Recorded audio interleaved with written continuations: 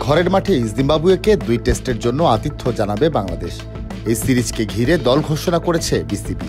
সবশেষ West Indies সিরিজে নাজমুল হোসেন শান্ত অনুপস্থিত থাকলেও জিম্বাবুয়ে সিরিজে ফিরেছেন অধিনায়ক হয়েই। জিম্বাবুয়ের বিপক্ষে প্রথম টেস্টের বাংলাদেশ দলে নেই তাসকিন আহমেদ। চোটের কারণে খেলতে পারছেন না অভিজ্ঞ এই পেসার। টেস্ট দলে প্রথমবার জায়গা করে নিয়েছেন আর এক পেসার তানজিম হাসান। বান্ডেল থাকলে প্রতি সেনমানিতে টাকা বাঁচবে। বিকাশ সেনমানি বান্ডেল কিনে জিতুন প্রতি লেনদেনে। ওয়েস্ট ইন্ডিজের সেই সিরিজের অধিনায়ক মেহেদী হাসান মিরাজ এবার থাকছেন সহ অধিনায়ক হিসেবে।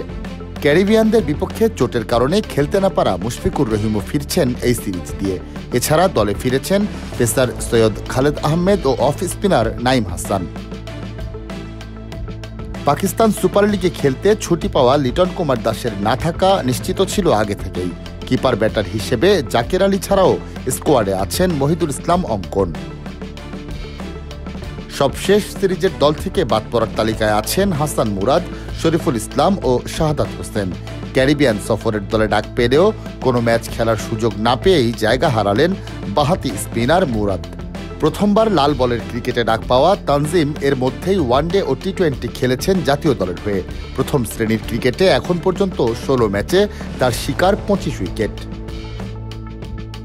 পেস বিভাগে তানজিম ছাড়াও থাকছেন নাহিদ রানা, হাসান মাহমুদ ও খালেদ। প্রথম টেস্টের পর পিএসএল খেলতে চলে যাবেন নাহিদ। এছাড়া স্পিনে ২ নিয়মিত মুখ মেহেদী হাসান মিরাজ ও তাইজুল ইসলামের সঙ্গে এই ম্যাচের জন্য ফেরানো হয়েছে নাইমকে। জাতীয় লিগের সবশেষ আসরে ৫ ম্যাচে ২২ উইকেট নিয়েছিলেন চট্টগ্রামের অফ স্পিনার।